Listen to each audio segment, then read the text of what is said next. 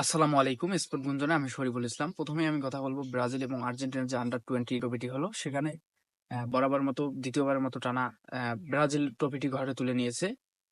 যদিও প্রথমের দিকে ব্রাজিল আর্জেন্টিনার কাছে হেরেছিল। সেটা নিয়ে আর্জেন্টিনার ফ্যান অনেক ট্রোল করেছিল এবং পরবর্তী ম্যাচগুলো যে হয়েছে সেখানে আসলে আবার একটি ম্যাচে সমঝোতায় তারা ছিল এবং সর্বশেষ যেটা রেজাল্ট সেটা হলো যে ব্রাজিল সে ট্রফিটি ঘরে তুলে নিয়েছে।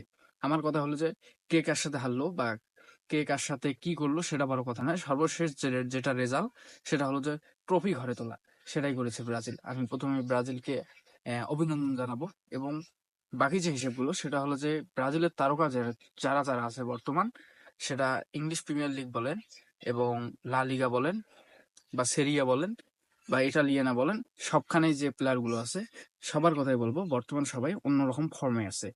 এদের পারফর্ম অনুযায়ী এই পাকুয়েতা থেকে শুরু করে রিসালিসন এবং সাইডে যে দাঁড়ায় দাঁড়ায় খেলে রাফিনা বলেন, ভিনিসিয়াস বলেন, রদ্রিগো বলেন, রিসালিসন বলেন, আবার হচ্ছে গাব্রিয়েল জেসুস বলেন, মার্টিনেলি বলেন, এরা সবাই কিন্তু অন্যরকম পারফর্মে আছে। নতুন নতুন যে তারকাগুলি আসছে তাদের নাম আমি সঠিকভাবে সেভাবে জানি না, কিন্তু এদেরও পারফর্ম খুবই ভালো।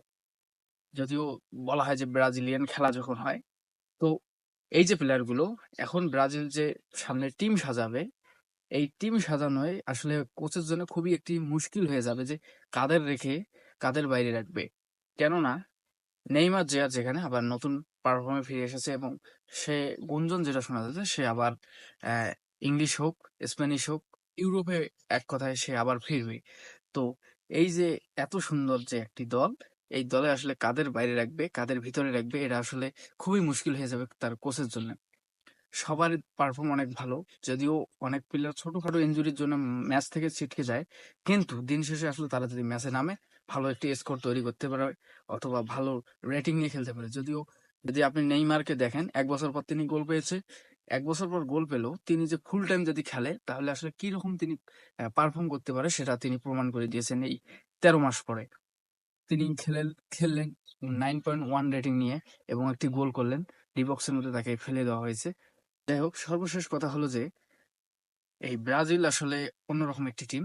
যদিও তারা ক্লাবে ভালো খেলে, যদি তারা আবার নিজের টিমে আসে সবাই একটু পাকনামো করে, কারণ সবার বয়স প্রায় সেম। সবাই চায় যে আমার অ্যাবিলিটিটা মানুষের সামনে উঠে আসুক। এইরকম যে যাদের মন মানসিকতা আছে সবার মধ্যে, এটা আসলে মানতেই হবে, যার কারণে আসলে তারা দলে ভালো রেজাল্ট করতে পারে না। কিন্তু অন্যদিকে যদি আবার দেখেন তাহলে দেখবেন যে ইংলিশ প্রিমিয়ার লিগ থেকে স্প্যানিশে এসে অ্যান্টনি খুবই ভালো করতেছেন।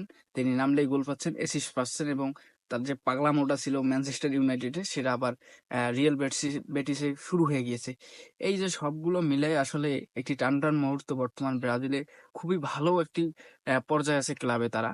কিন্তু যদি জাতীয় টিমে এরকম পারফর্ম করতে না পারে তাহলে আসলে হবে না। তাদের কম্বিনেশন এবং তাদের যে একতা, এই একতা যদি থাকে তাহলে আসলে তাদের দ্বারা অনেক কিছু সম্ভব।